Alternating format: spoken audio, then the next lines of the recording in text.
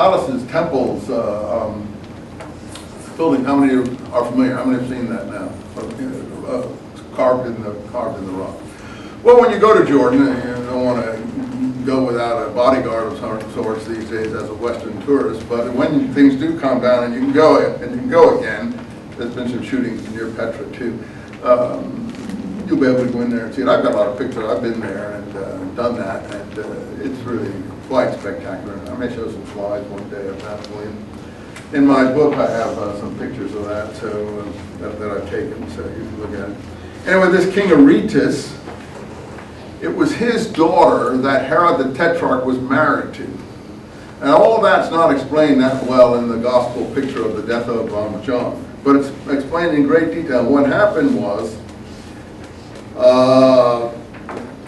this other woman, who was known as Herodias, that is the female form of Herod, had been married to someone else. According to the Gospels, it's Philip. But according to Josephus, it isn't Philip. It's a guy actually who was called Herod. And Philip was married to her daughter, Salome. And again, there's discrepancies that we'll have to work out. Have to work them out. I mean, you say, well, Gospel's correct, right? Of course, because they're the Word of God. Well, I mean, if the Gospels are based in any sense on Josephus, then they may not be the correct one. Josephus may be the correct one. So further along here, I don't have it marked in this one, it says here that Philip died childless and was married to Salome. And if you look carefully, even Muhammad, at many points, he tells the story of Joseph in the chapter called Joseph in the Quran. And he says, she who would ask a favor of him, Joseph, when he goes down into Egypt and is sold into slavery, she who would ask a favor of him. What's the problem there? He doesn't know her name. He doesn't know her name. We know her name, Potiphar's wife. Joseph and Potiphar's wife. He doesn't know her name. So he's clumsily always saying, and she who did wanted this from him. Yeah, because he's heard the story somewhere else, either orally or he had someone read it to him because it's supposed to be on letter, or he read it if he could read it all, and then that was some time ago, and like all of us people who have bad memories, you can't remember the name. So we just got to say, oh, you know the one I'm talking about. She who asked a favor of him. You say, what do you mean? Yeah, because he says it over and over again. He doesn't know her name. Now we know that Herodias' daughter was who? Salome, right? Because we've got operas, we've got famous paintings, don't we? About Salome, don't we? The problem is the New Testament doesn't know her name. You say, oh, come on, it's there. Oh, no, it isn't there. You say, well, how do we know it? From Josephus. Josephus tells us what Herodias' daughter's name was. The New Testament, you check me out. You check me out. You say, well, I said the numbers like they knew.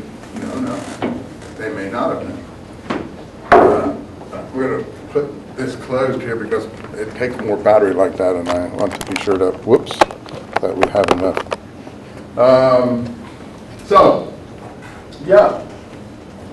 So let's finish this account in Josephus quickly to see if the Jews killed John the Baptist.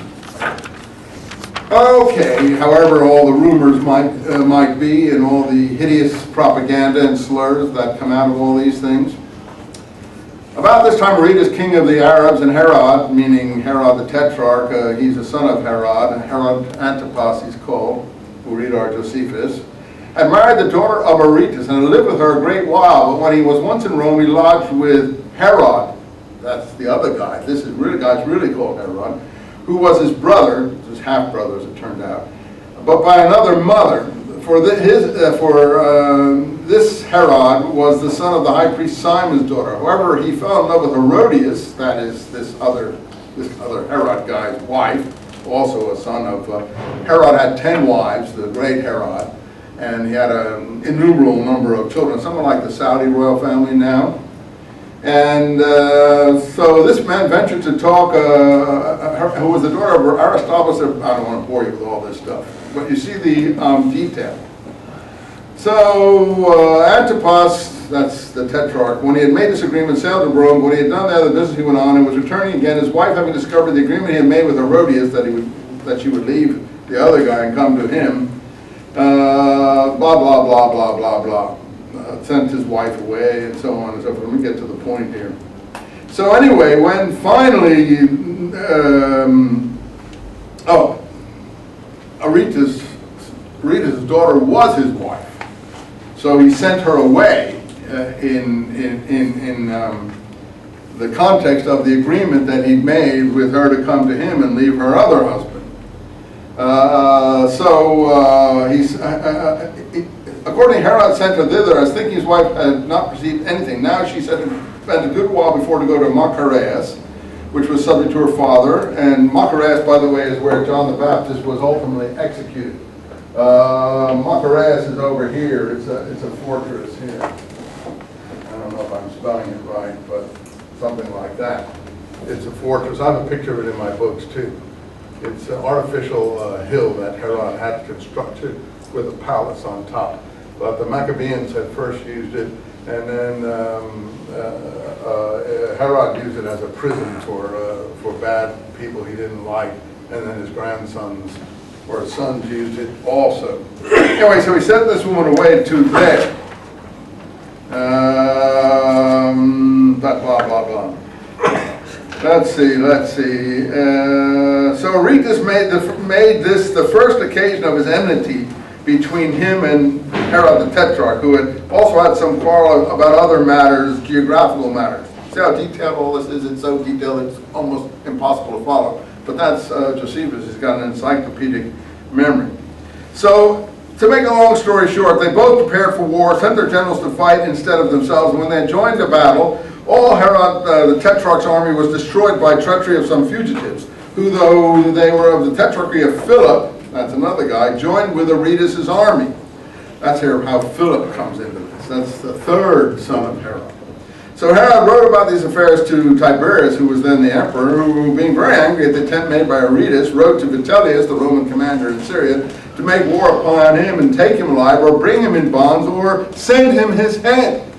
That's where the head of John the Baptist on a platter comes from. They just moved it over to the other story. It's all in this story. It's the emperor telling the governor of Syria to send him the Arab king's head because he's angry that he's making war on one of his subjects.